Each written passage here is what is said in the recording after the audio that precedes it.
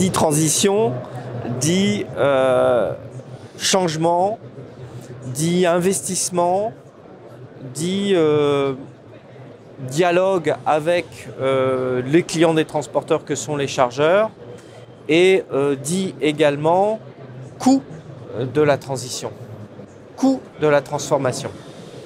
L'enjeu, c'est non seulement de capter l'ensemble de l'écosystème transport routier, transport en général, pour le mettre dans cette logique de transition, et également de se poser collectivement la question de qui va financer cette transition, qui aujourd'hui est absolument nécessaire. Cette décision, elle est prise par nos tutelles, le ministère de la Transition écologique, cohésion des territoires, pour des appels à projets du type PLELEC, le ministère des Transports. Donc il y a un dialogue avec l'État. Il faut aussi que le ministère puisse avoir des lignes budgétaires pour aider les filières.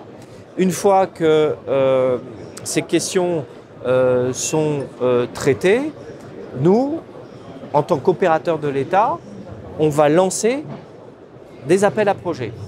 Et vous citez l'appel à projet poids lourd électrique qui a été lancé il y a 2 ans et qui se poursuit sur 2023-2024. Donc on lance cet appel à projet pour envoyer un signal aux filières, ce qui envoie également un signal aux constructeurs qui ont les modèles en catalogue dans leur carton, mais qui attendent le marché.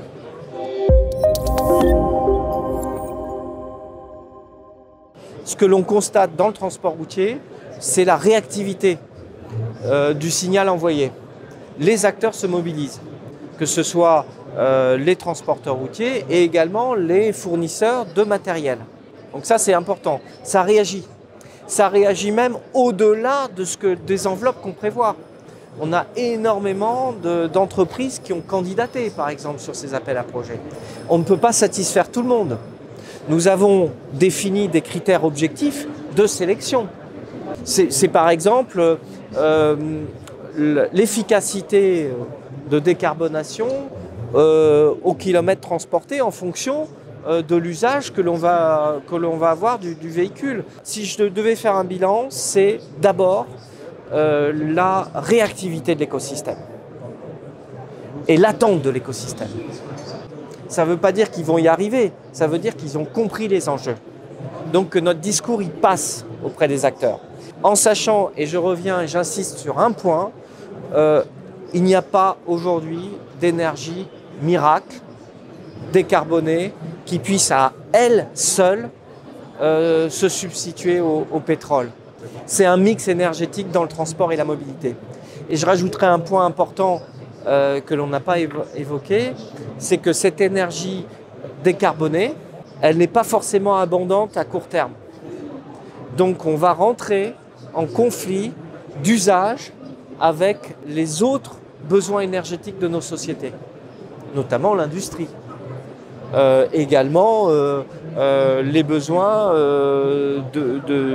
des citoyens, en chauffage, en usage, etc. Donc le transport va rentrer en compétition sur l'accession à ces énergies décarbonées.